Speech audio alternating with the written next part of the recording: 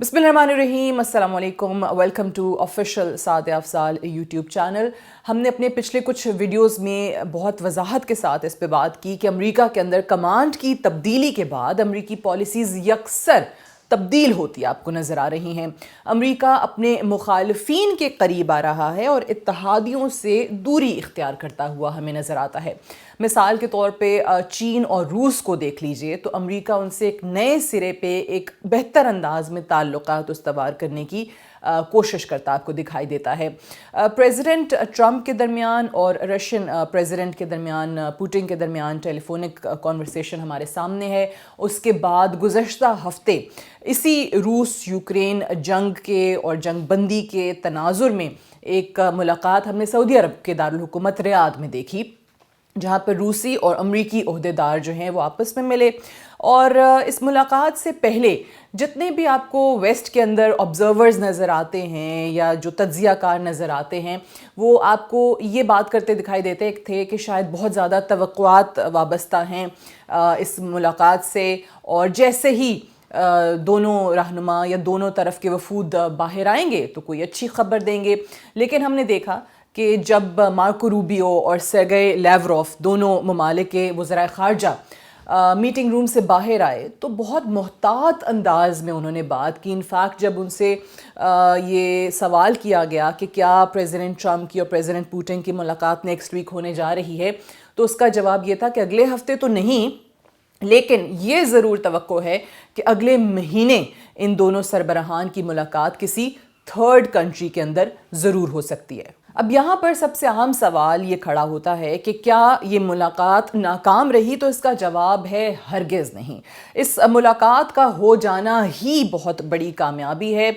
और इस मुलाकात से पहले रूसी सदर के मुशीर हैं यूरी उशाकोव, उन्होंने बहुत वाज़े कर दिया था कि रियाद मुलाकात का मकसद जो है वो मुज़ाकरात के अमल को कैसे आगे बढ़ाना है या उसका तरीक़ाकार क्या होगा वो डिसाइड करना है। तो लिहाजा इस मीटिंग ने जो अपने मकासद थे वो हासिल कर लिए हैं। अब इसमें जो बुनियादी नुकात हमारे सामने आते हैं या जो इक़दामात देखे गए हैं वो क्या हैं, वो ये हैं कि एक हाई लेवल मेकनिज़म होना चाहिए जिसके तहत दोनों ममालिक जो हैं वो एक दूसरे से बात कर सकें, मुज़ाकरात कर सकें, अपने जो बाहमी मसाइल हैं उनको किसी मुनज़्ज़म अंदाज के अंदर हल कर सकें।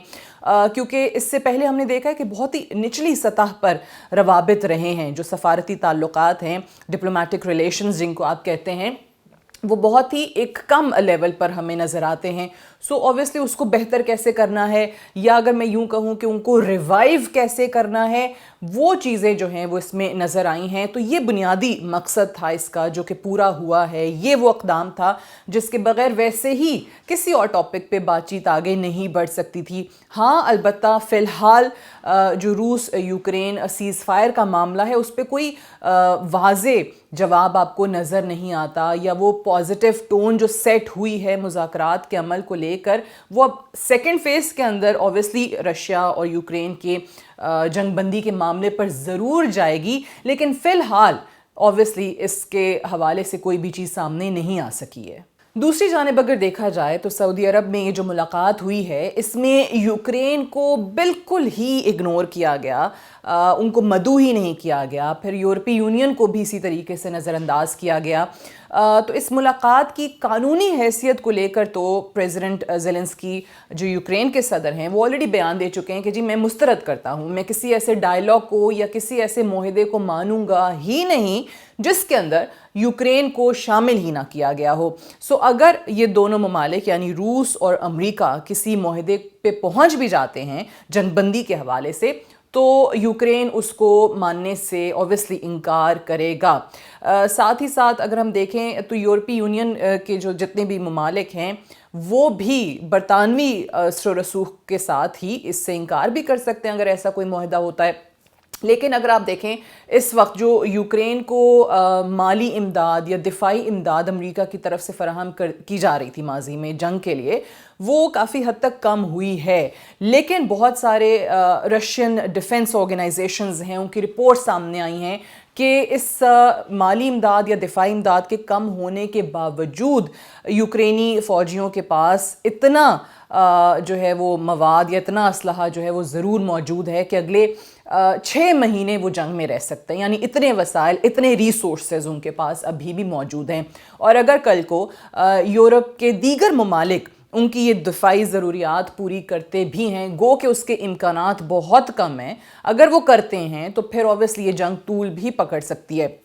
اب یہاں پہ مسئلہ یہ ہے کہ یوکرین اور یورپی یونین کے دیگر ممالک کے پاس کوئی صورتحال ایسی بچے گی نہیں کہ وہ اس معاہدے کو نظر انداز کر سکیں یا اس سے انکار کر سکیں۔ وہ اس لیے کیونکہ آلریڈی ہم دیکھ رہے ہیں کہ یورپ کے جتنے ممالک ہیں جو امریکہ کے اتحادی ہیں وہ ٹرمپ کی ٹریڈ اور ٹیرف پالیسیز کو لے کے بہت ہی خوفزدہ دکھائی دیتے ہیں۔ سو اگر ایسی کوئی صورتحال یورپ کی طرف سے ہوتی ہے تو پھر جواباً پریزیڈنٹ ٹرمپ جو ہیں وہ مزید کوئی سخت یا مزید جارحانہ اقدامات کرنے پہ مجبور ہو جائیں گے۔ اچھا، اگر ہم سیز فائر کے ٹائم فریم کی بات کریں تو اس کا پورا انحصار جو ہے وہ اگلے مہینے پریزیڈنٹ ٹرمپ اور پریزیڈنٹ پوٹن کے درمیان ہونے والی 1-on-1 ملاقات پر منحصر ہے۔